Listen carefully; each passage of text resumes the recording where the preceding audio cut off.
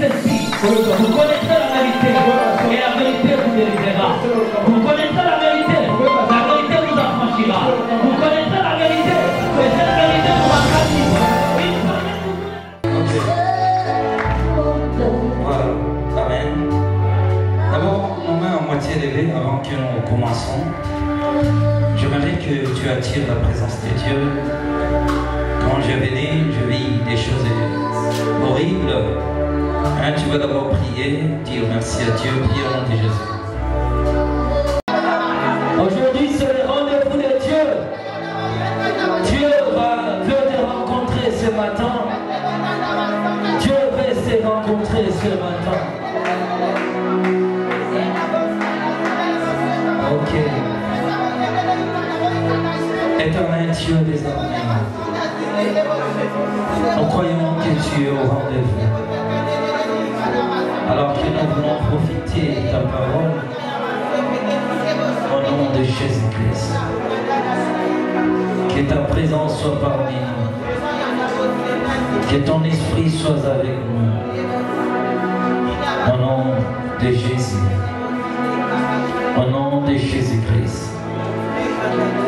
Sois parmi nous. Sois parmi nous. Qui suis-je pour parler des choses qui concernent le royaume? Jésus. Oh Dieu. Oh Dieu. Jésus. L'Église d'alors a perdu la chose primitive. À l'époque où les apôtres s'étaient pour parler du royaume, l'amour de Dieu était au sein des églises. La présence de Dieu s'est confirmée à travers les paroles de ses serviteurs. Où est Dieu qui a commencé l'église? Oh Jésus. Jésus, nous t'invitons au nom de Jésus. Merci Seigneur Dieu. Nous voulons profiter de quelques minutes de ce que tu as préparé pour nous. Amen. Ok. Bonjour. Voilà. Vous êtes assis alors que je vous dirai encore de vous élever. Bon. Asseyez-vous quand même, vous allez encore vous élever. Voilà. Bonjour à tous. Aujourd'hui, c'est un grand jour pour nous. Un jour, nous allons passer un temps formidable avec Dieu. Nous allons passer un bon moment avec le Seigneur. Un bon moment avec Dieu. Amen. Salut celui qui est à côté, qui lui bonjour. Comment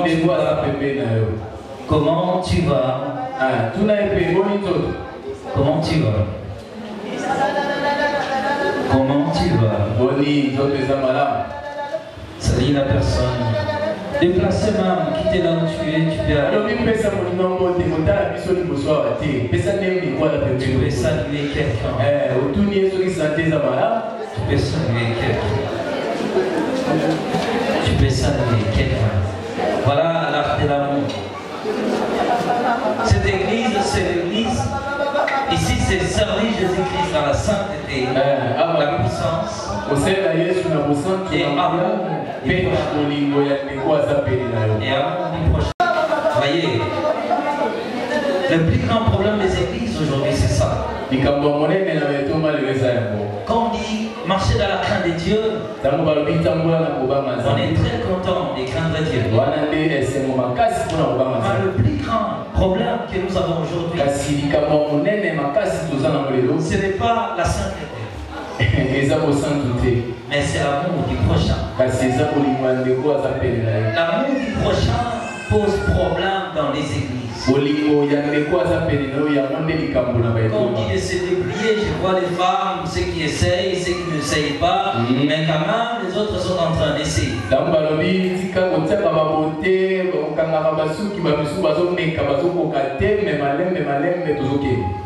Mais le problème c'est ici. La dernière loi de Dieu qui va être pratiquée, c'est l'amour du prochain. Tu finis par l'humilité, la sainteté, la crainte de Dieu, l'obéissance. Mais la loi de Dieu est parfaite lorsque la loi atteint l'amour du prochain. L'amour. Si la loi de Dieu dans ta vie n'atteint pas l'amour du prochain, cette loi est nulle.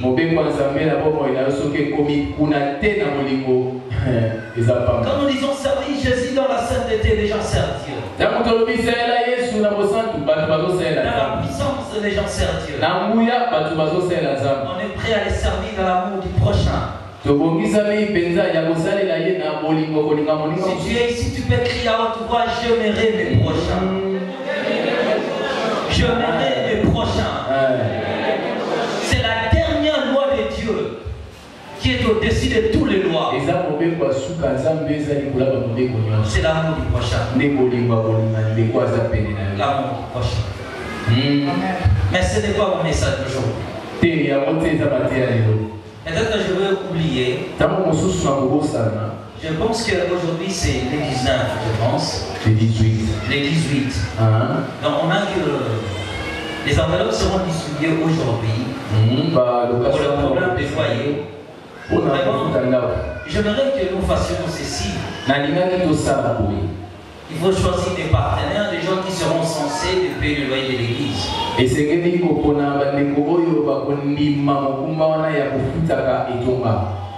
faut choisir des gens qui seront capables, des donateurs, qui seront prêts à payer le loyer. Je ne veux pas qu'à tout moment on revienne à l'église, parler des loyers, parler des loyers.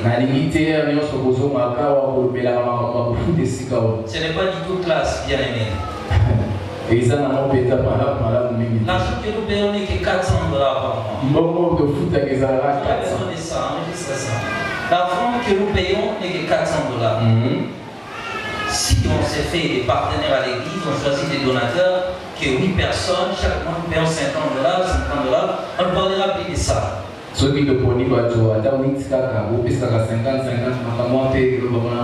si on choisit 4 personnes, on donne que $100, $100, $20, $20, $30, ainsi de suite, on ne parlera plus de ça. La chaire de vérité, c'est pour enseigner la parole de Dieu. La chair n'est pas l'endroit où nous devons faire des appels et nettoyer. J'aimerais qu'aujourd'hui nous essayions quand même. Mais s'il y aura des gens qui prendront l'engagement de payer, on va voir on est combien et on va voir comment nous devons nous organiser pour payer les loyers. Il y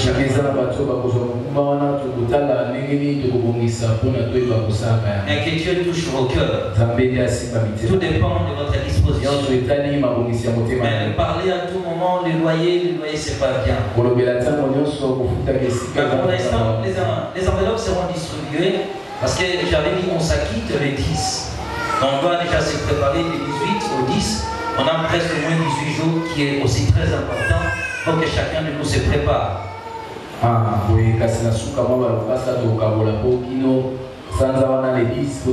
En parlant étant des choses essentielles. En parlant aussi intégralité des songes. Ou le mystère des songes. Je vais dire le mystère des songes. Tu peux répéter, nous tous, le mystère des songes. Amen. Jamais les anges, je vais monologuer à ça. C'est ce mystère des songes. Aujourd'hui, c'est notre troisième sorte de songe que je vais parler. J'avais dit que le songe a au moins 54 sortes. 54 sortes de songes. Et cette fois-ci, je vais témoigner, ou bien je vais enseigner tout le 54.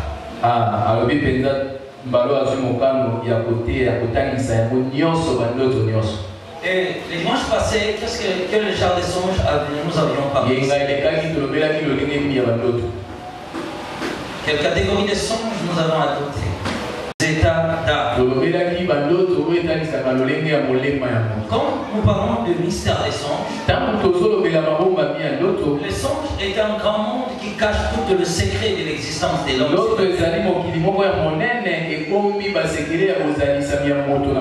Par les songes, nous connaîtrons comment marcher et comment avancer avec Dieu. Les songes nous avertissent, nous mettent face aux réalités qui nous attendent. Je veux dire que la vie de plusieurs a beaucoup de frustrations à cause de ne pas avoir considéré leurs songes.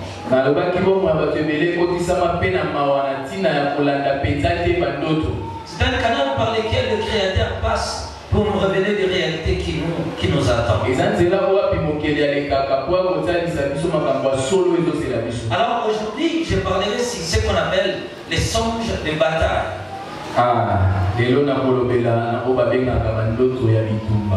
Lisons directement la Bible. Honorons la parole du Seigneur. Juge chapitre 7, le verset 9. Je prendrai jusqu'au bas du verset. Juge chapitre 7, au bandit verset 9, qui notre quitta. J'ai lu la parole du Seigneur. L'Éternel dit à Gédéon pendant la nuit. Yahweh, Oyazagalibela a émis Gédéon à Katsiabutu. Pour gagner le temps, n'interprète pas que j'avance rapidement. L'Éternel dit à Gédéon pendant la nuit, lève-toi, descends au camp, car je l'ai livré entre tes mains. Tu te crains de descendre, descendez ici avec Pora ton serviteur. Tu écouteras ce qu'ils te diront, et apprends cela, et après cela, tes mains se fortifiera. Descendant au camp, il descendit avec Pora son serviteur jusqu'aux avant-postes du camp.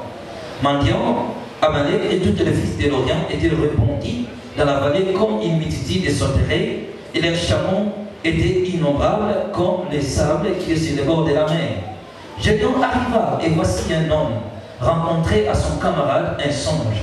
Il disait, j'ai eu un songe, et voici un gâteau de pain d'orge roulé dans les camps des mendiants. Il est venu heurter jusqu'à la tente, et elle est tombée.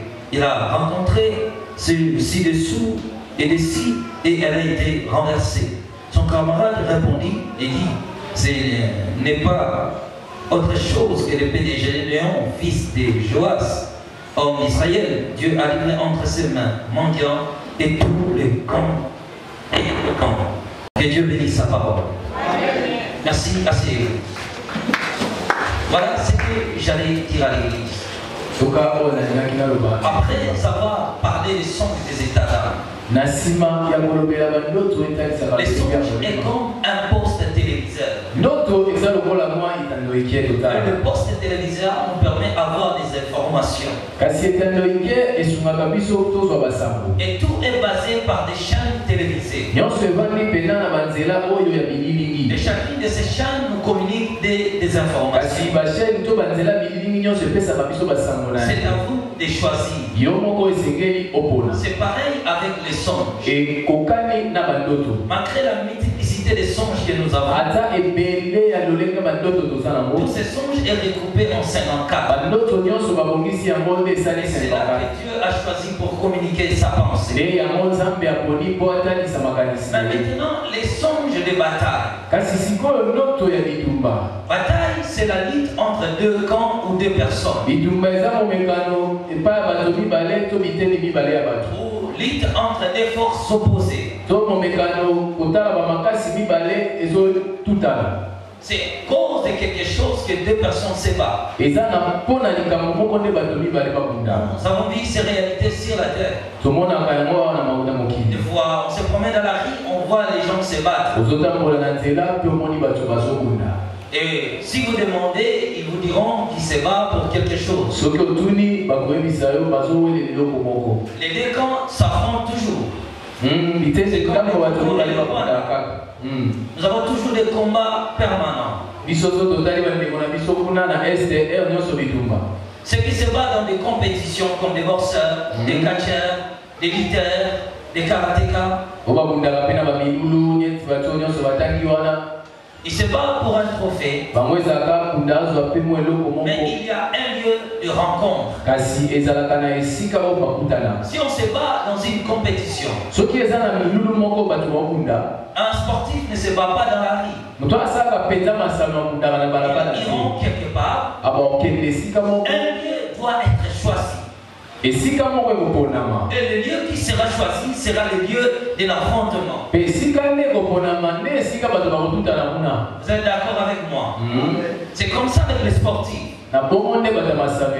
Et autrefois, lorsque je faisais la boxe, lorsque je faisais le mukumbusu, lorsque je faisais les karatéka, c'était comme ça.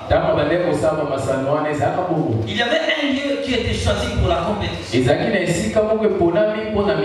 Et les deux rivales devaient s'affronter. C'est là que les combats s'est déroulé. C'est pareil aussi dans la guerre. La guerre sont des combats programmés. Si FDLR avait attaqué la RDC, ou si le Rwanda avait attaqué la RDC, ou si l'Angola avait attaqué la RDC, il y aura un lieu de rencontre. L'armée angolaise va avertir que nous choisissons la plaine de Massissi, le lieu de rencontre. Les soldats de la RDC sortiront jusqu'à la plaine de Massissi. Et celle de l'Angola viendra pareil. Au temps du repos, un soldat angolais peut quitter son groupe, venir voir son ami qui est soldat congolais. Le soldat angolais arrive au camp des Congolais. Il parle avec un soldat congolais. Il demande l'état des enfants, l'état de sa femme. Parce que c'est que là, le moment du combat n'est pas encore arrivé. Lorsque le moment de la bataille arrive, il rentrera dans son camp. Et là, directement, ils deviendront des adversaires. Alors, un lieu de combat doit être choisi. C'est là que le combat acharné va se dérouler. C'est comme ça la guerre. Je risque de tomber. C'est comme ça que le combat se passe. C'est comme ça. C'est comme ça que la guerre se passe. Là, c'est dans le plan physique. Et dans l'ère où nous vivons, c'est la dernière heure. C'est l'heure de la guerre. Et cette guerre a été inaugurée où? A été instituée par le Seigneur Jésus-Christ. Il dit, vous attendrez les guerres et le bruit des guerres. Mais il y a toujours des combats sur la terre. Et depuis que Jésus a dit qu'il y aura des guerres et des guerres, cette prophétie est réelle parce que sur la terre, il y a toujours des affrontements.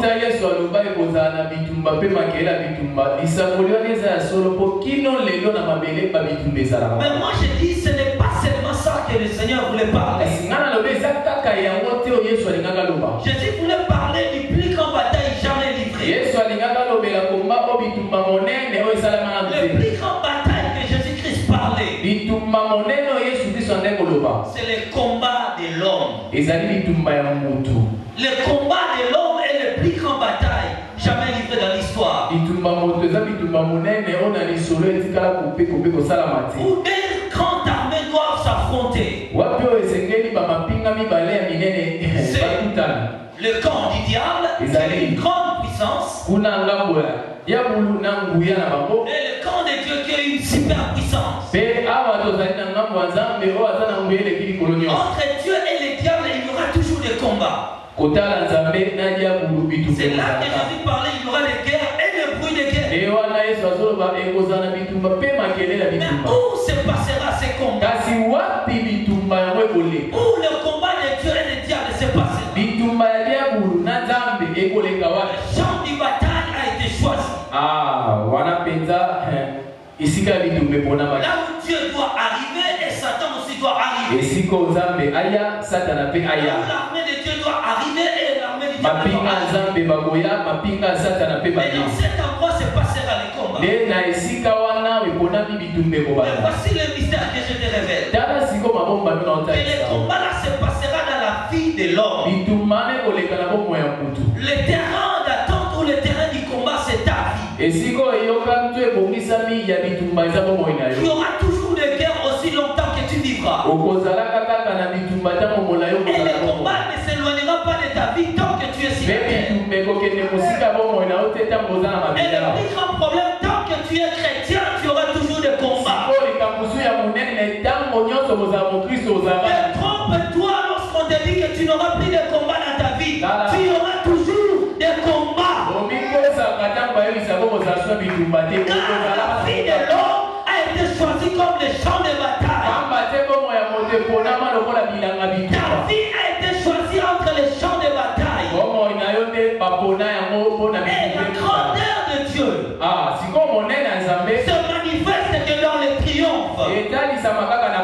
Lorsque Dieu te donne la victoire, c'est là que se manifeste sa grandeur. La vie de l'homme est le champ de combat.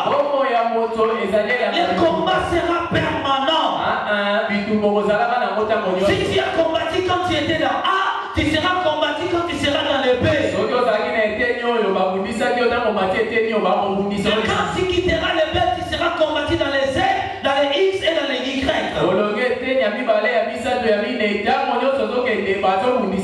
Alors le combat se déroule dans la vie d'un homme.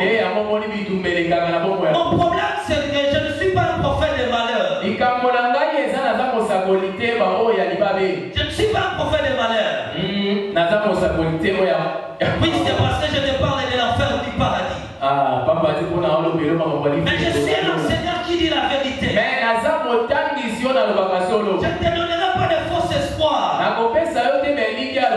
Quand tu quitteras les combats là que tu as, attends-toi, il y a d'autres combats qui t'attendent. Quand tu quitteras les combats là que tu as, il y aura d'autres combats qui viendront dans ta vie. Le problème de Dieu c'est quoi? Ce n'est pas le combat qui arrive, mais c'est la victoire dans tous ces combats qui arrivent.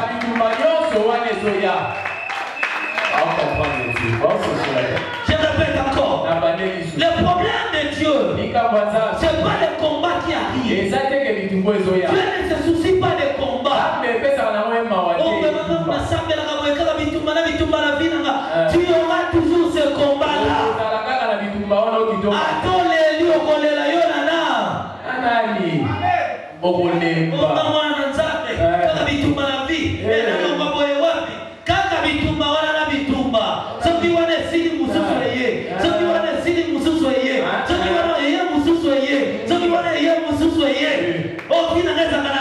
Tu n'auras pas de repos tant que tu vivras.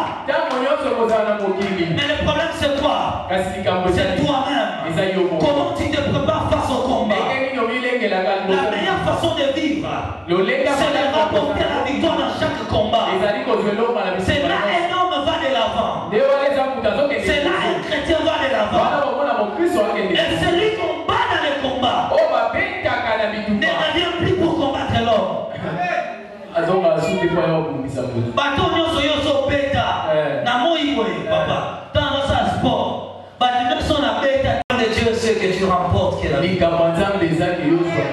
Est-ce que quand le combat est arrivé, qu'est-ce qui est arrivé? Quand le combat est arrivé, qu'est-ce que tu as fait? Tu as échoué ou tu as gagné? Regarde, le plus grand bataille jamais livré, c'est le combat qui se passe dans la vie de l'homme. Maintenant, qu'est-ce que les songes de bataille? Voilà l'histoire que nous parlons de Gédéon. Gédéon fut un jeune garçon qui n'était pas habile, trop fainéant. Mais le problème de Gédéon était courageux. C'est un homme qui qui ne craignait pas. Même quand le mendiant venait, il continuait à battre les froment pour le salut de sa famille. Vous savez, quand Dieu appelle quelqu'un, la première chose, Dieu regarde la motivation personnelle. J'ai vu quelque chose que j'avais entendu autrefois. Que ceux qui gardent leur talent, ils vont en enfer. Dieu t'a donné le temps de balayer l'église, tu ne le fais pas. Vous voyez, Dieu regarde d'abord la motivation personnelle. Pendant que tout le monde avait peur. La peur est une puissance satanique qui empêche l'homme de triompher dans la vie. Malgré l'immensité des problèmes, lorsque tu as la peur, tu as déjà échoué. Et Dieu ne donne pas la victoire à ceux qui ont peur. Dieu peut te donner la victoire aux choses spirituelles telles que physiques. Gédéon était parmi les jeunes courageux. Ces jeunes courageux a été choisi par l'élection de Dieu, qui deviendra le juge d'Israël. Premier exercice de la vie de Gédéon, c'était faire la guerre face aux Madianites et aux Amalécites. C'était des super puissants de l'époque.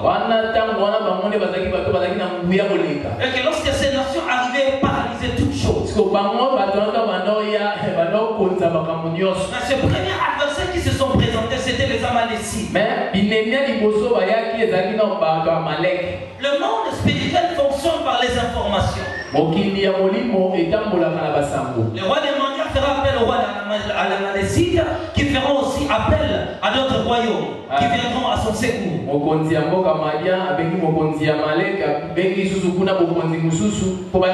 Que trois personnes passent devant, je vais vous montrer comment cela se passe dans le monde spirituel.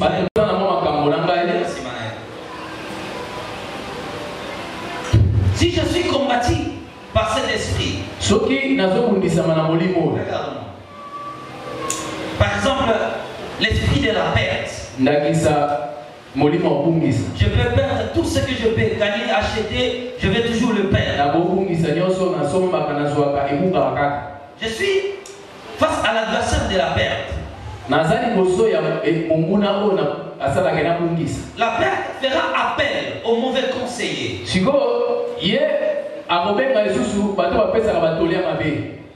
Le mauvais conseiller fera appel aux esprits de découragement.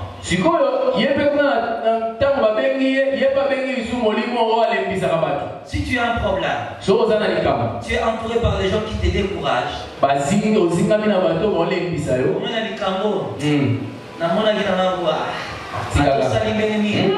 Et si tu as déjà perdu.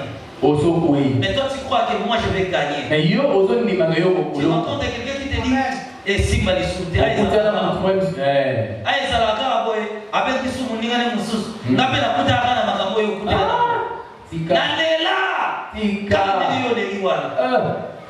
tu vois, ils feront appel à ces gens-là qui viendront pour t'attaquer.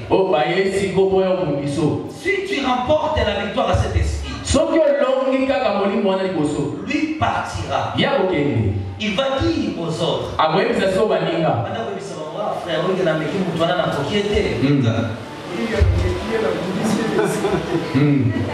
répondez non?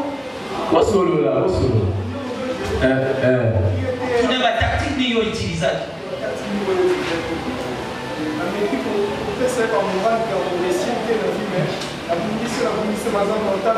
Je lui ai donné même la fatigue, la lourdeur dans la prière. Le vrai échec pour un chrétien, c'est de devenir faible dans la prière. Il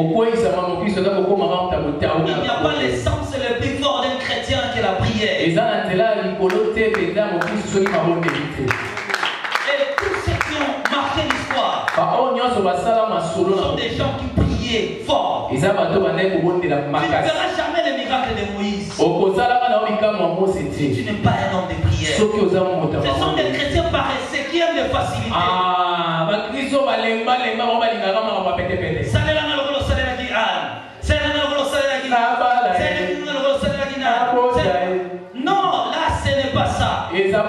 Dieu appelle des hommes responsables qui sont capables à relever les défis. Dieu ne cherche pas des chrétiens qui dorment à la maison et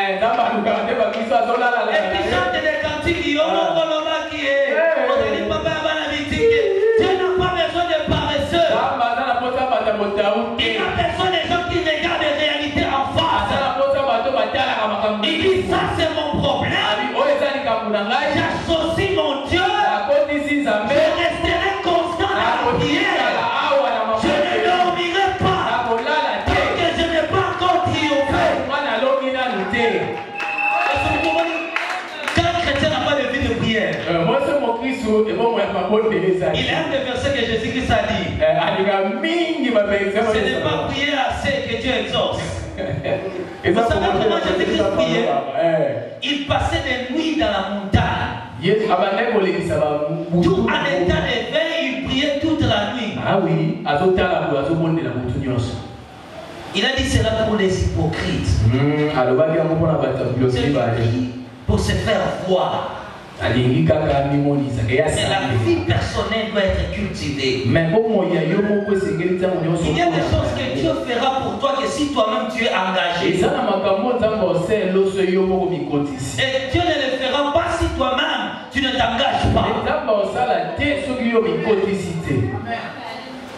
Alors, le roi Amalécite l'avait fait, il avait fini. Encore même le développement fait un fond à 4. C'est ça, papa. Je vais m'imiter ici. Il avait fini, je dois m'arrêter. Mais regarde ce qui se passe. Lorsque ces esprits font appel, le monde de la sorcellerie ou le monde satanique, c'est le monde des informations. Tu es combattu par ces messieurs qui est ici. Ton information arrive même jusqu'à Tanzanie. Ils vont faire appel aux esprits sataniques. Nous avons affaire avec des chrétiens. Nous avons affaire avec des chrétiens. Nous avons affaire avec un chrétien. Ils viendront de partout. Que pour t'attaquer. L'arme la plus fatale du diable, c'est de combattre l'homme dans les physiques. Le diable sait que tout ce qui crie à l'église là, Seigneur, Seigneur, Seigneur, quand il sort de leur maison, il trouve son enfant malade.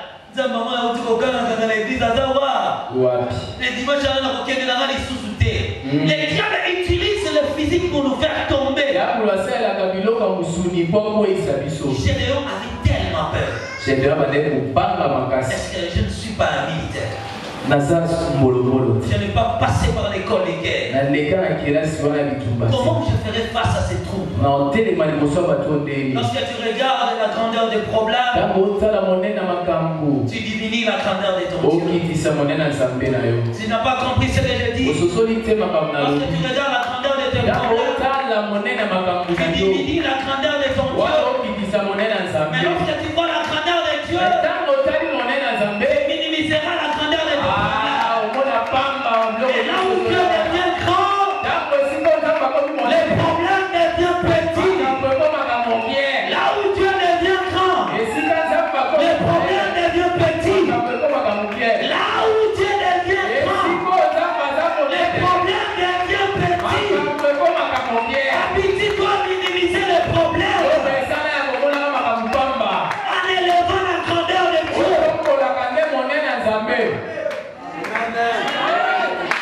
Et c'était comme ça. Gédéon avait tellement peur. Il ne savait pas qu'est-ce que je dois faire. Mais voici, Dieu vint en songe. La Bible dit une nuit. Alors que Gédéon ronflait. Pendant qu'il ronflait, il entend le petit son de la voix de Dieu. Dieu dit à Gédéon, je sais que tu as peur. Mais si tu as peur, va dans le camp des mendiants. Tu attendras ou tu écouteras ce qu'ils diront. Et c'est là que tu seras fortifié.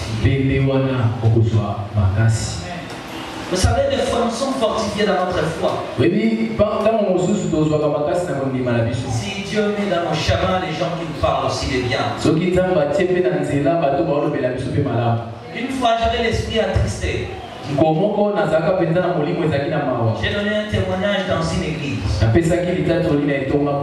qui avait bouleversé l'église. Quelques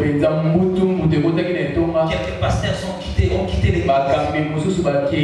Parce que j'avais dit dans cette église, tous ceux qui fêtent la fête de Noël ne vont pas au ciel. J'ai vu les gens ont quitté, les pasteurs ont quitté l'église. Ces choses étaient restées dans mon esprit. Je n'arrivais plus à témoigner. J'avais tellement peur. Et je me demandais si ce que je reçus vient de Dieu. Jusqu'à ce que j'attends une femme m'appeler pour m'attester ce que Dieu m'a dit. Il dit, frère, ce que tu as dit, je l'ai dit à notre pasteur. Il y a de cela 15 ans. Quand ma femme a dit cela, je me suis tellement senti encouragé encore. J'étais tellement fortifié. Dieu dispose aussi dans la vie d'un homme des gens qui parleront de bien pour toi, pour t'encourager. Pour te dire encore, il faut avancer.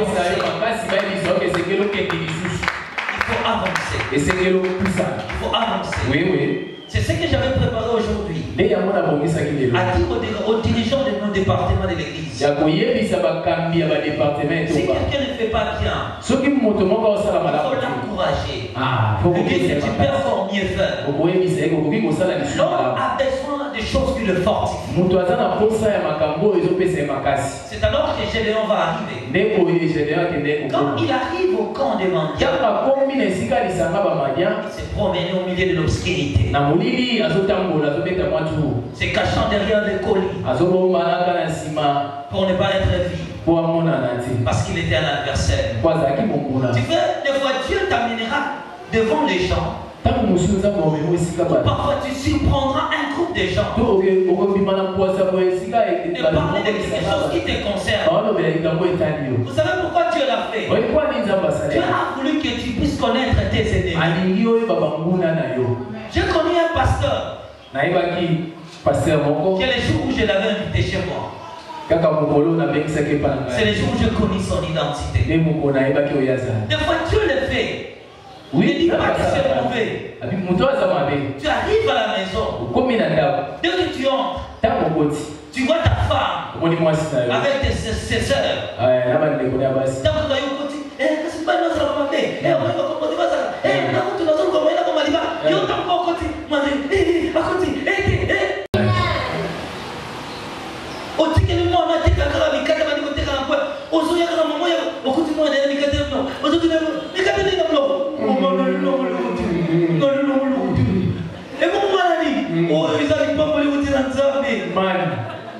Je n'avais plus besoin de Shikama.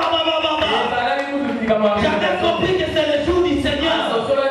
C'est le jour où je dois partir. Écoutez, bien-aimés, lorsque Gédéon arrive, il attend le groupe parler entre eux. Un homme a fait un songe. Il rencontrait à son prochain. Il dit, j'ai eu un songe. J'ai vu un gâteau d'orge roulé dessus-dessous. Qui est venu jusqu'au camp des mendiants, qui a heurté la tente. Et la tente est roulée dessus et dessous. Gédéon ne comprenait pas cela. Des fois, quand nous faisons des songes, tellement qu'on n'a pas compris, vous ne saurez pas ce que le Seigneur a voulu te parler. Des fois, tu négliges ces songes-là parce que tu n'as pas compris les songes. Oh, le moindre songe cache le mystère de toute ta vie sur la terre. Attention aux songes que tu vois. Lorsque Gédéon a écouté les récits des songes,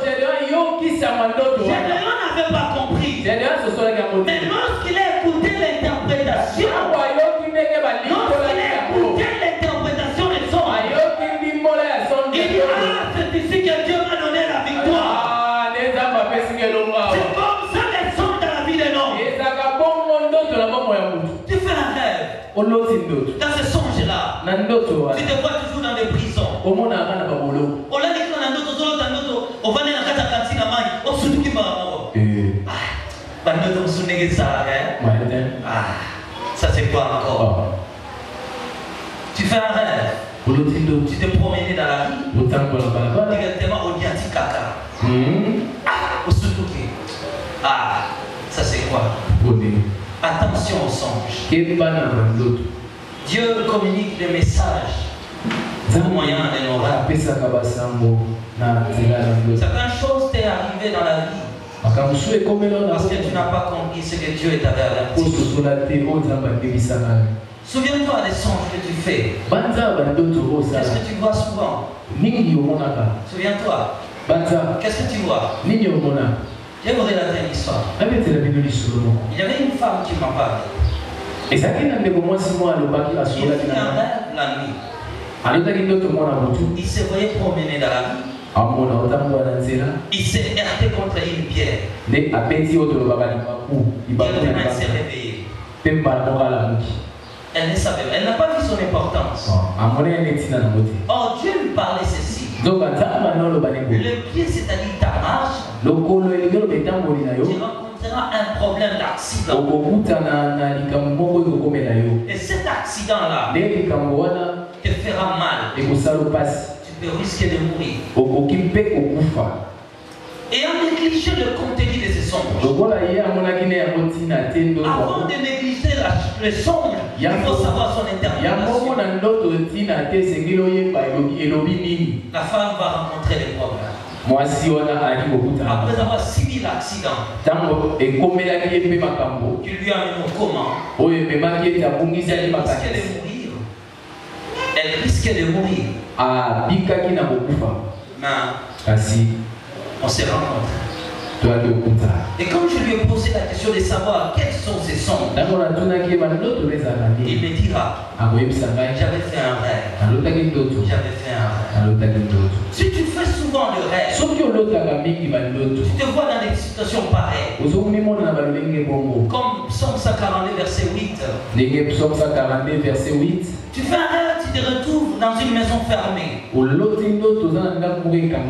Seigneur te parle que ton âme est condamnée. Et ton âme est dans une prison satanique. Tu fais un rêve la nuit. Tu fais un rêve. Tu te vois que tu as des cordes dans tes pieds. Le Seigneur te parle des liens. Mais tu te retrouves souvent avec ta famille, avec les gens que tu connais. À tout moment, tu fais des rêves. Tu te retrouves toujours dans les maisons familiales. Ne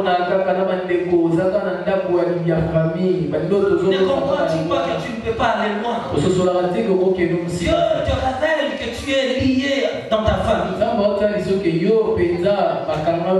Et que toi, tu ne peux pas sortir du pouvoir de ta famille. C'est pourquoi déjà tu es grand. C'est pourquoi déjà tu es grand. Tu te vois toujours tu es un enfant. Toi qui cherches du travail. Toi qui cherches du travail. Tu te vois toujours en bleu et blanc. Le Seigneur veut te dire quoi? À tout moment que tu pars déposer tes documents, celui qui engage ne te voit pas comme un adulte. Il ne comprend pas comment cet enfant peut venir. Un écolier peut venir ici. Où il a eu ses papiers? Ce sont les vrais papiers. Je vais vous relater l'histoire quand j'étais à Goma. J'ai donné le témoignage sur la prison des condamnés des sorciers. Et quand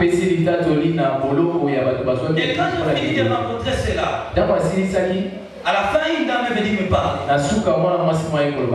Chaque fois qu'elle s'est rendue au marché, quand elle dépose ses articles,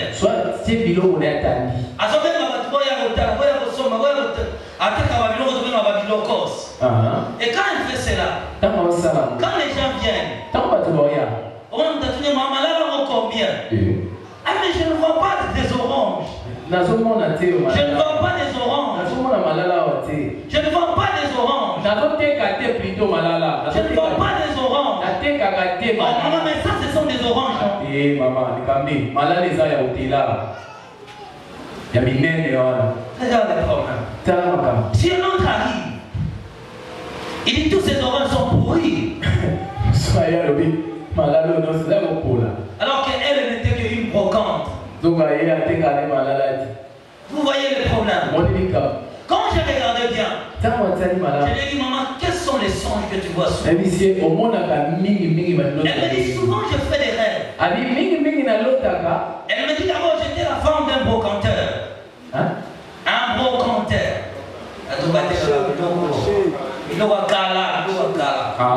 J'étais la femme d'un brocanteur.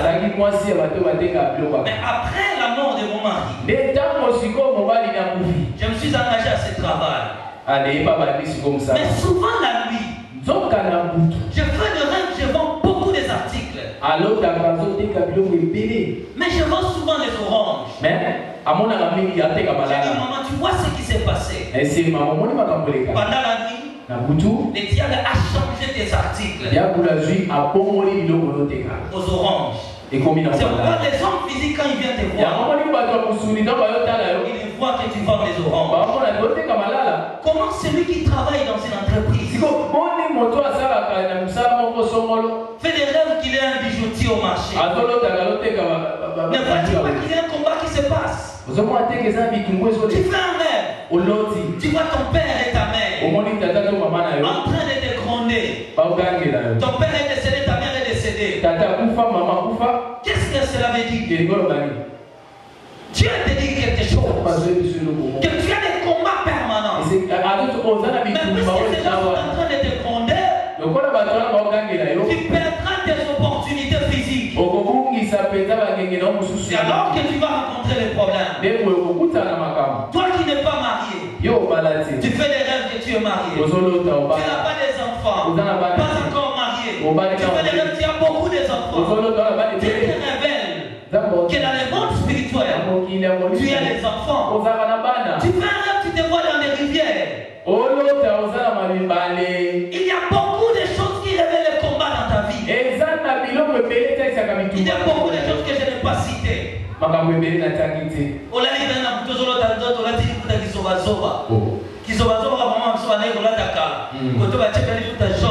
Orange, violet, couleur grise, chocolat marron. Qu'est-ce que cela veut dire? Je laisse l'examen à l'église. Que Dieu vous bénisse.